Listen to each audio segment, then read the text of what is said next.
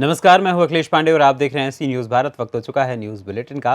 इस बुलेटिन में हम जानेंगे कि कहां आदर्श नगर पंचायत के ठेकेदार व अधिकारियों की लापरवाही की सजा भोग रहे मोहल्लावासी, कहां प्रधानी का उपचुनाव हुआ संपन्न और दी गई अग्रिम बधाई। इसके साथ ही रुख करेंगे अगली खबर की ओर और जानेंगे कि कहां डीडीसी ने भवन विकास कार्यों में गड़बड़ी पाने के बाद भी कार्य बंद कराने का नहीं दिया आदेश। ऐसी तमाम खबरों पर आई विस्तार से करते हैं चर्चा।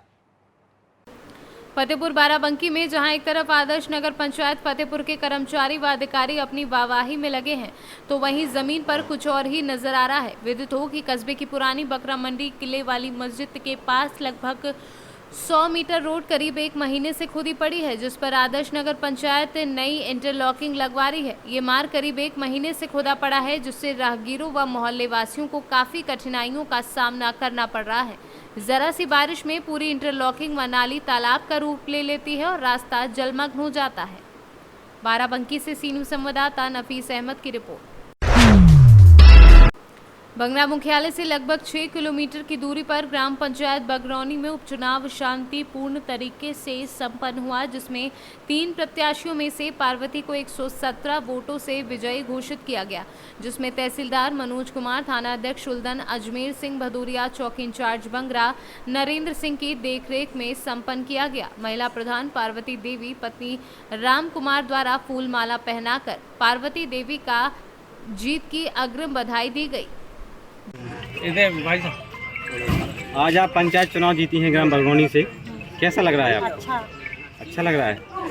क्या कहना चाहेंगे गांव के मतदाताओं के लिए? विकास कराएंगे। मतदाताओं को धन्यवाद देना चाहेंगे आप? हाँ। क्या कहना चाहेंगे? सब लोगों को मदद करें, विकास करवाएं। झांसी से सी न्यूज़ संवाददाता धीरेन्द्र सोनी की रिपोर्ट।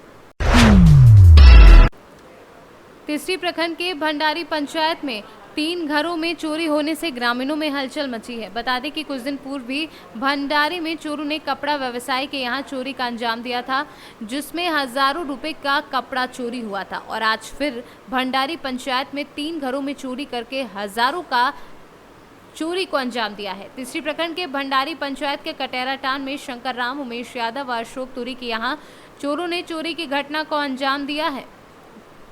आज लेकर के 5वां चोरी का वारदात हो चुका है और जहां तक हम समझते हैं कि भंडारी पंचायत वालों को हम संदेश देना चाहते हैं मुखिया के माध्यम से कि कम से कम अपने अपने घर के सुरक्षा व्यवस्था पर अपना ध्यान दें, क्योंकि भंडारी पंचायत एक ऐसा पंचायत है जहां लोग यहाँ मजदूरी पर ज़्यादा आश्रित हैं। यहाँ का मुख्य रोजी रोटी का साधन मायका ढिबरा था, जो सरकार के द्वारा बंद कर दिया गया है, तो लोग बेरोजगार हो गए हैं और मौसम इस तरह कहर बरपा रहा है कि किसान लोग खेती बाड़ी भी नहीं कर पा रहे हैं। इस परिस्थिति में रोजी रोटी का साधन बंद बिल्कुल ठप हो गया है और लोग इस तरह का वारदात करने पर उतारू हो गए हैं। हमको जहाँ तक समझ में आता है कि कोई लोकल लोग ही इस तरह का वारदात करने में उनका भूमिका है। इसलिए हम चाहेंगे कि सरकार से भी मांग करेंगे कि रोजी रोटी का व्यवस्था करे, ढिबरा पर कुछ वैध कानून बनावे और लोगों को रोजी रोटी पर इस तरह का जो लेथी हो गया है उस पर थोड़ा सा विचार करे, ताकि लोग रोजी रोटी में इस तरह का बाधा विघ्न नहीं हो। और खास करके हम तो यही कहेंगे कि लोग अपना अपना घर का सुरक्षा व्यवस्था पर विशेष ध्यान दें। आज कितने घरों में चोरी हुई? आज 2 घर में चोरी, 3 घर में चोरी हो चुका है। एक है उमेश यादव, दूसरा घर है शंकर राम और तीसरा अशोक तुरी का घर है, जहां से जेवरात, नकदी पैसा और कुछ बर्तन का भी बात आई है। तो इस तरह से समस्या है और इसका समाधान के लिए प्रशासनिक मांग करेंगे। हम लोग प्रशासन से इस पर विचार करेंगे हम लोग बैठ करके इस पर कुछ। थाना को सूचना दे दिए हैं? थाना को सूचना दिए हैं। थाना इस पर जांच हेतु बात हुई है कि बहुत कम अविलंब भंडारी आने वाले हैं। झारखंड से सी न्यूज़ संवाददाता आनंद बरनवाल की रिपोर्ट। एगियारकुंड के ग्रामीणों की शिकायत पर धनबाद उप विकास आयुक्त शशि रंजन सिंह पिछले सप्ताह निरसा के एगियारकुंड प्रखंड कार्यालय के समीप द्वितीय एवं तृतीय वर्ग के कर्मचारियों के लिए 3 करोड़ की लागत से भवन निर्माण का कार्य कराया जा रहा है, जहां अनियमितता की शिकायत पर उप विकास आयुक्त शशि रंजन सिंह अर्धनिर्मित भवन का निरीक्षण किया, जहां घोर कमियां पाई थी। उन्होंने इसकी जांच के आदेश भी दिए थे, जिसको लेकर निर्देश दिए गए कि किसी भी कीमत पर गड़बड़ी बर्दाश्त नहीं की जाएगी। साथ ही श्री सिंह ने कहा कि ड्राइंग के अनुरूप कार्य नहीं किया जा रहा है, साथ ही मटेरियल में गड़बड़ी पाई गई है, जिसको लेकर ठेकेदारों को निर्देश दे दिए गए हैं। वैसे मटेरियल पर रोक लगा दी जाए जो सही नहीं है और ड्राइंग के अनुरूप भी कार्य किया जाए, अन्यथा कार्यवाही के लिए तैयार रहें। ऐसा है कि डीडीसी सर आए थे और निर्देश जारी किए थे कि जो गलत चीज इसमें लगा है उसको हटा देना है और काम में सुधार लाना। देखिए उस दिन का ईटा देखिए, आज देखिए अभी सुधार आया है, लेकिन देखिए रड देखिए, आप रड का स्थिति देख लीजिए, पूरा लाल हो चुका है। लोकल माल है। कहने का मतलब यही है कि अभी जो ईटा इसमें गलत लग चुका है उसका क्या होगा। तो मेरा ये हाँ, और मेरा कहने का मतलब यही है कि डीडीसी सर आए थे और आने के बाद अगर काम चालू हुआ है तो ये समझ से परे है ना। दूसरी बात है कि कोई भी प्रतिनिधि आ रहा है उसके बाद से वो और विरोध करने नहीं आ रहा है।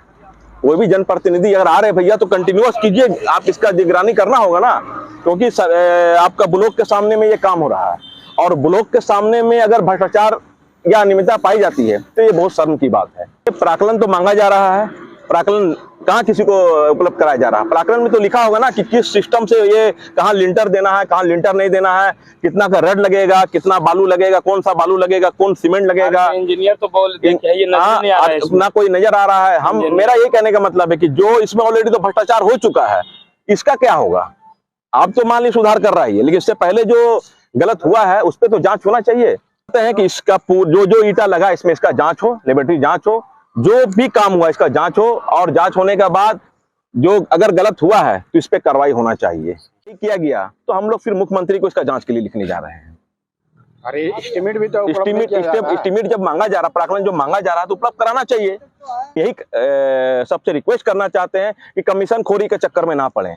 10-20 हजार, 30 हजार, 50 हजार बहुत आएगा बहुत जाएगा, लेकिन यही बोलेंगे कि प्रखंड के सामने काम हो रहा है, अगर इसमें भ्रष्टाचार हो तो इस पर सीधी आवाज उठाना चाहिए। भवन का निर्माण हो रहा था, इसमें कुछ अनियमितता पाई गई थी। आप 4 दिन पहले वहाँ गए भी थे जांच में, मना के बावजूद भी आज फिर से पुनः वहाँ पे काम चालू है। जैसा सबसे पहले मैं क्लैरिफाई करता हूँ कि मैंने वहाँ पे काम बंद करने के लिए ऐसा कोई भी आदेश नहीं दिया हूँ।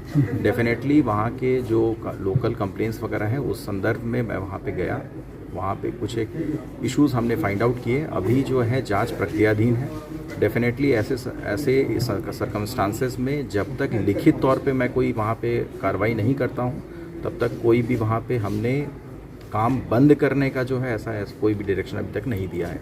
डेफिनेटली जांच चल रही है, उसके ड्राइंग्स और डिज़ाइंस में क्या इश्यूज़ हैं। इंजीनियर्स का कहना है कि वहाँ पे लिंटेल्स का प्रावधान नहीं किया गया है। डेफिनेटली हम लोग विभाग से इस संदर्भ में समन्वय स्थापित कर रहे हैं और इसकी जांच हम लोग कर रहे हैं। बस इस समय तक मैं इतना ही बोल सकता हूँ। झारखंड से सी न्यूज़ संवाददाता आजाद अंसारी की रिपोर्ट। प्रयागराज जिले में करछना विकासखंड अंतर्गत हिंदूपुर ग्राम सभा में क्षेत्र पंचायत सदस्य वार्ड संख्या 57 में उपचुनाव में कांटे की टक्कर। रीना मिश्रा ने मारी बाजी, 12 वोट से विजयी रीना मिश्रा को कुल 302 वोट मिले और प्रतिद्वंदी को 290 मत मिले। वहीं विजयी हुई प्रत्याशी रीना मिश्रा को जीत की बधाई देने पहुंचे पूर्व ब्लॉक प्रमुख विजय राज सिंह राजू भैया के साथ ग्राम प्रधान मुख्तार अहमद के साथ भारी संख्या में लोग मौजूद रहे और माल्यार्पण कर जीत की बधाई दी। धन्यवाद देना चाहेंगे, मुबारकबाद देना चाहेंगे और मेरे तरफ से आशीर्वाद भी है। ये चुनाव वैसे तो शांतिपूर्ण तरीके से संपन्न हुआ। लिए गांव के लोगों ने जिन्होंने विजय प्रत्याशी का, मैं उन सबको धन्यवाद चाहता हूं। प्रखंड के लोगों ने भी शांति तरीके से चुनाव संपन्न कराया, इसलिए मैं उनको भी धन्यवाद चाहता हूं और मैं इनसे करता हूं कि नए के रूप में गांव को विकास और बढ़ाने में अपना सहयोग करेंगे। बहुत बहुत धन्यवाद। आपका पूरा परिचय राजू, पूर्व ब्लॉक प्रमुख करछना। परिणाम तो हमने चुनाव जीत लिया है। लोगों का रुझान भी बहुत अच्छा रहा है और सब लोगों ने बहुत ही उम्मीद से ज़्यादा भी वोट किया है। इसके लिए सभी जनता को मैं धन्यवाद देना चाहता हूँ। ये गांव की स्थिति क्या है? सब में जो है सौहार्द बना हुआ, कोई तनाव तो नहीं है? बड़ा ही सौहार्दपूर्वक चुनाव हुआ है और गांव के लोगों ने बहुत ही मदद किया है। अच्छा, आपका पूरा परिचय जानना चाहेंगे? मेरा परिचय है ब्रह्मदत्त मिश्रा, मैं प्रत्याशी का देवर लगता हूँ। आप प्रत्याशी के प्रतिनिधि हैं। जी।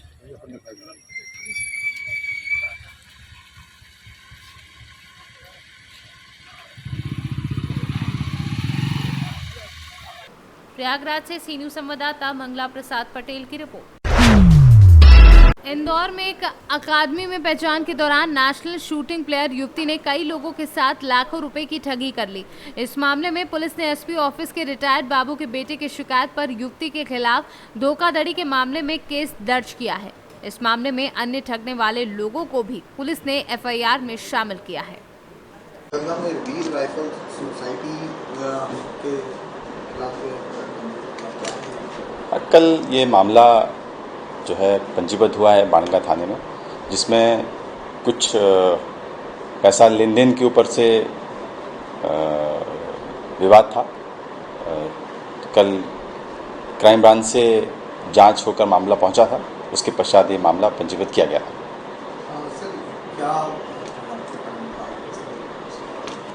जैसा मैंने बताया आपको कि इसमें जो है कुछ पैसे ले लिए थे आरोपियों ने, और उसके बाद जो है वो पैसे वापस नहीं किए थे, ये कहकर कि बिज़नेस के संबंध में कमिटमेंट पूरा नहीं किया था और उसमें धोखाधड़ी की गई थी, उसको लेकर मामला पंजीबद्ध किया गया।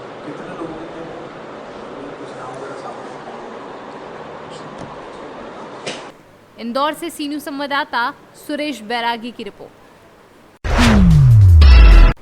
महाराजगंज जिले के बरगदवा थाना क्षेत्र के देवघट्टी गांव में आज ग्रामीणों में उस समय हड़कंप मच गया जब एक कोबरा सांप गांव के ही एक घर में घुस गया, जिसके बाद ग्रामीणों ने गांव के एक युवक को बुलाया जो सिर्फ सांपों का रेस्क्यू करता है। जिसके बाद युवक हबीब खान ने जहरीले कोबरा सांप का सुरक्षित रेस्क्यू किया। युवक के द्वारा सांप का रेस्क्यू करते समय गांव में भारी भीड़ जमा हो गई और लोग इस पूरी घटना को अपने कैमरे में उतारने लगे। वहीं कोबरा सांप का रेस्क्यू का वीडियो अब सोशल मीडिया पर जमकर वायरल हो रहा है। क्या नाम है आपका? हबीब। अच्छा, जो सांप आज पकड़े हैं आप, कहाँ से पकड़े हैं? देवघट्टी से। देवघट्टी से। अच्छा, ये बताइए कितने समय से आप सांप पकड़ रहे हैं? सांप पकड़ रहे हैं करीबन 3 साल से।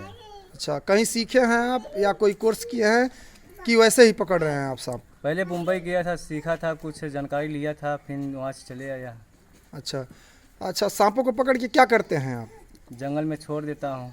अच्छा, जंगल में छोड़ देते हैं। कितने समय से आप सांप पकड़ रहे हैं ये? 2-3 साल से। 2-3 साल।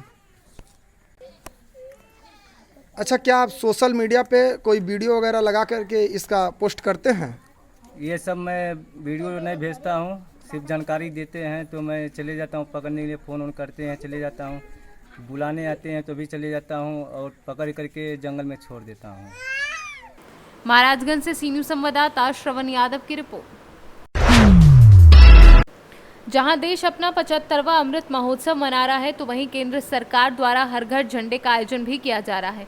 इसी क्रम में आज गोवर्धन स्थित आदर्श कॉमनी गर्ल्स इंटर कॉलेज की छात्राओं द्वारा एक तिरंगा यात्रा निकाली गई। यात्रा की शुरुआत तहसील कार्यालय से हुई, जिसमें एसडीएम संदीप वर्मा ने तिरंगा यात्रा को हरी झंडी दिखाकर शुभारंभ किया। तिरंगा यात्रा में स्कूली छात्राओं के हाथों में झंडे व बैनर लेकर भारत माता की जय और वंदे मातरम के उद्घोष से चारों तरफ देशभक्ति का माहौल बन गया। वहीं तिरंगा यात्रा तहसील कार्यालय से लेकर डी अड्डा, बड़ा बाजार, हाथी दरवाजा होते हुए कस्बे में निकली, जहां लोगों ने यात्रा का स्वागत किया। इस यात्रा में कॉलेज प्रधानाचार्य पूर्णिमा कौशिक, योगी। आज जैसा कि सर यहाँ पे बच्चों द्वारा तिरंगा रैली निकाली जा रही है, किस उपलक्ष्य में निकाली जा रही है? ये आदर्श कॉमनी विद्यालय द्वारा आज़ादी के अमृत महोत्सव के उपलक्ष्य में एक तिरंगा रैली निकाली जा रही है, जिससे लोगों को जागृत किया जा सके कि अपने ऐसे कि माननीय प्रधानमंत्री जी का एक लक्ष्य है इस बार कि हर घर में तिरंगा लगे, तो उसके तहत रैली निकाली जा रही है। जब 75वां महोत्सव है उसके उपलक्ष्य में आज़ादी का 75वां महोत्सव है, उसके उपलक्ष्य में ये रैली निकाली जा रही है। हर घर तिरंगा, हर घर झंडा, क्योंकि इससे हर घर तिरंगा, हर घर झंडा होगा। जो अशिक्षित लोग हैं या बुजुर्ग लोग हैं तो वो इसे समझ जाएंगे कि क्या है, वो भी लोग भी अपने त्यौहार की तरह मनाएंगे। जैसे हम लोग सामाजिक त्यौहार मनाते हैं, पारिवारिक त्यौहार मनाते हैं, इस तरीके से वो भी इस त्यौहार को अच्छे से बड़े उत्साह और जुलूस के साथ मनाएंगे। मथुरा से सी न्यूज़ संवाददाता विष्णु शर्मा की रिपोर्ट। स्वास्थ्य केंद्र प्रभारी डॉक्टर BS सिसोदिया ने क्षेत्र की जनता से अपील करते हुए कहा कि 7 अगस्त रविवार को मेगा कैंप का आयोजन किया जा रहा है। ये कैंप मेहरौली, जमुनावता, दौसिरस, रसूलपुर, सौंक, कोसी खुर्द वाने गांव में कैंप लगाकर सभी स्थानीय जनता को कोविड वैक्सीन लगाई जाएंगी, जिसमें किसी भी व्यक्ति की कोई भी डोज बाकी रह गई वह कैंप में आकर अपनी डोज लगवा सकता है। सर, जैसे कि महामेगा कैंप का आयोजन किया जा रहा है संडे को, उसके बारे में क्या जानकारी देना चाहेंगे और क्या आप जनता से अपील करना चाहेंगे? मुख्य चिकित्सा अधिकारी मथुरा के निर्देशानुसार 7 तारीख को जिले में मेगा कैंप का आयोजन होना है। मेगा कैंप के तहत हमें वहाँ पे सभी बुजुर्गों को, सभी बच्चों को कोविड की वैक्सीन लगानी है। कोविड वैक्सीन के तहत आपको जो भी आपकी डोज रह गई है, मेरी आपके चैनल के माध्यम से ग्रामीणों से अपील है कि पहली डोज जिसने ना लगाई हो वो तत्काल अपनी डोज लगाएं। जिसकी दूसरी डोज रह गई है वो मेगा कैंप में प्रतिभागित करें और जिसकी तीसरी डोज लगनी है, प्रिकॉशन डोज लगनी है, वो भी अपनी मेगा कैंप में आके और है ना वैक्सीन का फायदा उठा सकते हैं। बार बार हमारे स्वास्थ्य मंत्रालय से बार बार हमारे माननीय मुख्यमंत्री जी द्वारा ये आवेदन किया जा रहा है कि ना ये अनुरोध किया जा रहा है कि ना ग्रामीण वासियों को अधिक से अधिक प्रिकॉशन डोज लगाई जाए, जिससे कि कोविड की अगर कोई लहर वापस से आती है तो उसमें उनका बचाव हो सके। तो मेरा अनुरोध है आपसे, हमारे यहाँ पे 7 तारीख को मेगा कैंप का आयोजन होना है गोवर्धन क्षेत्र में। लगभग 30 जगह हम वैक्सीनेशन प्रारंभ करेंगे। रसूलपुर, कोसी खुर्द, सौंक, देवसिरस, मेहरौली, जमुनावता इत्यादि स्थानों पर हमारी टीम पहुंचेगी। प्रातः 10 बजे प्रारंभ हो जाएगा कैंप और मेरा अनुरोध है आपके चैनल के माध्यम से कि अधिक से अधिक वैक्सीन लगवाएं और वैक्सीन का फायदा लें। मथुरा से सी न्यूज संवाददाता विष्णु शर्मा की रिपोर्ट। जहां एक और मध्य प्रदेश सरकार बच्चों के भविष्य को लेकर तरह तरह की योजनाएं चला रही हैं और सभी सरकारी स्कूलों में पुस्तकें, खेल का सामान, ड्रेस के लिए पैसे, खाद्य सामग्री जैसी अन्य चीजें उपलब्ध करा रही हैं। वहीं टीकमगढ़ शिक्षा विभाग की नाक के नीचे बच्चों के भविष्य के साथ खिलवाड़ किया जा रहा है, जिसके सोशल मीडिया पर वीडियो भी वायरल हो रहे हैं। जी हां, हम बात कर रहे हैं टीकमगढ़ जिले के बड़ा गांव संकुल के अंतर्गत आने वाले परा ग्राम पंचायत स्कूल की, जहां पर बीते दिनों कक्षा 8वीं का संस्कृत का पेपर था, जहां पर बाहरी व्यक्तियों को बुलाकर बच्चों के पेपर करवाए जा रहे थे। आप वीडियो के माध्यम से देख सकते हैं कि बाहरी व्यक्ति ब्लैक बोर्ड पर बच्चों के पेपर करवा रहे हैं। वहीं बच्चों के साथ झुंड बना पुस्तक लेकर नकल करवा रहे हैं। वहीं कक्षा 8वीं के बच्चे भी पुस्तक लेकर नकल कर रहे हैं। जब स्कूल प्रभारी रघुनंदन शुक्ला से बात की गई तो उनका कहना था कि कक्षा 8वीं के पुनः पेपर करवाए जा रहे थे। ऐसे में करीब 10 बच्चे हैं जिन्होंने मुख्य परीक्षा पेपर नहीं दे पाए थे। उन्हीं 10 बच्चों ने पेपर करवाए गए और जो वीडियो वायरल हुए हैं और जिन व्यक्तियों की बात की जा रही है वह व्यक्ति अतिथि शिक्षक का फॉर्म देने आए थे और ये वीडियो गलत है, क्योंकि बाहरी व्यक्तियों ने कोई नकल नहीं करवाई। जब इस संबंध में BRCC से संपर्क किया तो उन्होंने कहा कि वीडियो के आधार पर ये गलत है। अगर इसमें सत्यता पाई जाती है तो स्कूल प्रभारी के ऊपर कार्यवाही की जाएगी। और जब संकुल प्राचार्य CL अहिरवार से बात की तो उन्होंने कहा कि जिस दिन पेपर था उस दिन वह है काकरवाहा एवं हैदरपुर में सेंटर चेक करने गए थे, जिसकी उन्हें कोई जानकारी नहीं है। वहीं ग्राम परा के ग्रामीणों ने टीकमगढ़ कलेक्टर को भी ज्ञापन दिया है। अब देखना होगा कि किस तरह की कार्यवाही की जाती है। टीकमगढ़ से क्या नाम है? कार्तिक खरे। किस बात पर? मैं BRC टीकमगढ़ करवाना चाहेंगे कि एक आपके BRC में एक बड़ा गांव आता है जहां पर एक शिक्षक 3 लोगों के साथ में बच्चों के संस्कृत से मतलब जो पेपर हो रहे थे कक्षा 8वीं के, तो वो पेपर करवा रहे थे। तो इसमें आप क्या कहना चाहेंगे? यदि ऐसा आपने देखा है या किसी ने भी ऐसा होते हुए देखा है तो ये पूर्णतः गलत और निंदनीय है। किसी भी शिक्षक को इस तरह की कोई भी परमिशन नहीं है। वो अपने केंद्र पर अपने सिर्फ पर्यवेक्षकों के माध्यम से ही परीक्षा कार्य संपन्न कराएगा। अन्य किसी भी तरह के बाहरी व्यक्ति का कोई भी सहयोग लेना वर्जित है। जब उस वहाँ के टीचर से बात की गई तो उनसे पूछा कि ये जो 3 लोग हैं ये कहाँ के हैं, तो उनका कहना था कि ये अतिथि शिक्षक का फॉर्म जमा करने आते हैं, लेकिन फॉर्म जमा करने के बाद वो सीधे बच्चों को पढ़ाने चले जाते हैं। क्या ये कहाँ तक सही है? इसे हम पूर्णतः गलत मानते हैं। जब तक कि किसी भी व्यक्ति की अतिथि के तौर पर उस विद्यालय में नियुक्ति नहीं होती है तब तक उससे हम किसी भी तरह की शिक्षा के कार्य में या किसी भी अन्य विद्यालय के कार्य में सहयोग नहीं दे सकते। सर यदि इस तरह के कार्य हो रहे हैं स्कूलों में तो उस पर किस तरह की कार्रवाई होना चाहिए?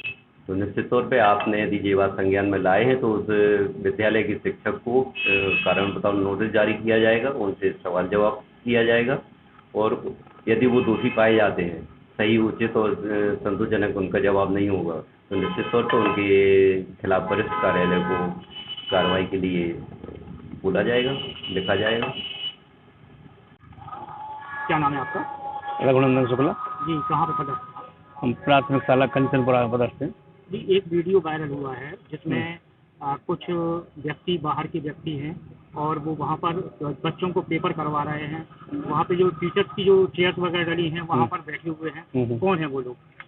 ये वीडियो गलत है, वहाँ कोई नकल नहीं हो रही है और वहाँ संस्कृत का पेपर था और कार्यालय में बैठे थे सभी लोग, फार्म जमा करने आए थे स्थिति के, पेपर कोई नहीं करवा रहा था। कितने लोग थे वहाँ पे? ऐसे 2 लोग थे वहाँ पे जो फार्म जमा करने आए थे। क्या नाम थे उनके? सुमित मिश्रा और गुलाब चौरियाला। तो ये बच्चे जब पेपर कर रहे थे उस वीडियो में देखा गया है कि वो बच्चों को नकल करा रहे हैं बुक्स खोल करके, इसमें क्या कहना चाहेंगे? वीडियो तो हमने देखा नहीं है, वीडियो हम देखते तो हमें पता चलता उसका क्या है इसमें, लेकिन वो ऐसे कोई मेरे सामने ही वो कल्पना मैम की ड्यूटी लगी थी, वो पर्यवेक्षक थी वहाँ पे संस्कृत के पेपर में और मैं वहीं था, नकल का कोई वहाँ ऐसा कुछ नहीं था। कितने बच्चे पेपर दे रहे थे? 10 बच्चे थे पेपर देने में। पेपर काय का था? संस्कृत का। टीकमगढ़ से सी न्यूज़ संवाददाता गिरीश कुमार खरे की रिपोर्ट। फिलहाल के लिए इस न्यूज़ बुलेटिन में इतना ही। देश दुनिया की तमाम खबरों के लिए देखते रहें सी न्यूज़ भारत। हर खबर आपके साथ, आपके हाथ।